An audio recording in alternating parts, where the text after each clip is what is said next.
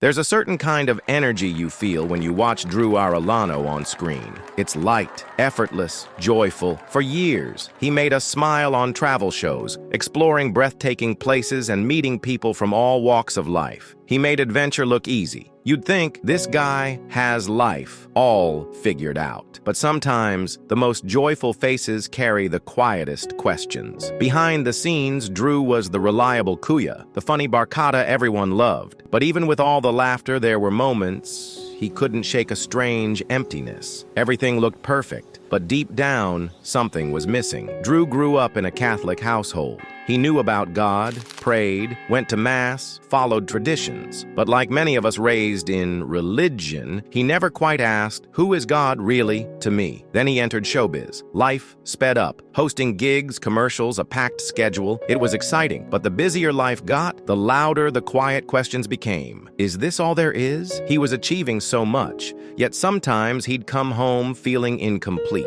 He didn't know why. How could someone so blessed still feel a gap inside? Then came Iya Villania. Their love story wasn't just sweet, it was transformative. Iya's faith was steady and personal. She didn't just practice religion, she had a relationship with Jesus. And Drew noticed. He saw a peace in her that success couldn't offer, a joy that didn't depend on circumstances. He watched from the sidelines, curious. He'd hear her pray and wonder what it would feel like to talk to God that way. Not with memorized lines, but with real honesty. But faith isn't something you inherit, it's something you decide.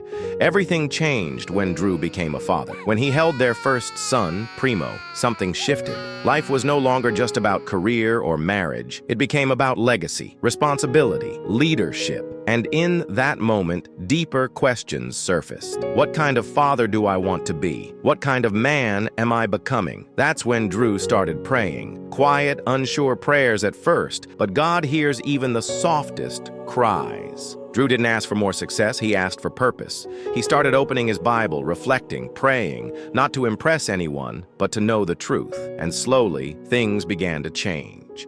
Not in a dramatic way, but in faithful, quiet steps. Morning prayers with Aya, time with his kids, realizing that his identity wasn't found in fame, but in being a child of God. Eventually, Drew made a choice. He surrendered. He gave his life to Jesus. Not because he had it all figured out, but because he finally realized he couldn't live on autopilot anymore. He wanted real faith, a real connection, and the smile, it stayed. But now it came from a deeper place. Not from success, but from peace. A peace that stayed even when things didn't go as planned. Today, Drew shares about his faith with quiet humility. He doesn't preach, he lives it. He prays with his family. He teaches his kids about Jesus. He chooses purpose over popularity. And he keeps growing, not to impress, but because he wants to know God more. His story speaks to so many of us, because maybe you've felt it too. Smiling outside, wondering inside, doing your best, but feeling a silent tug in your soul. If that's you, know this: God never stopped pursuing you. He's waiting, not for perfection, just for one honest step, one whisper, "Lord, I need you." That's all it takes. So if this story stirred something in you, don't ignore it. Maybe God is calling you too. Take a deep breath, close your eyes, and talk to him. You don't need perfect words. Just speak from the heart. "Jesus, I'm tired.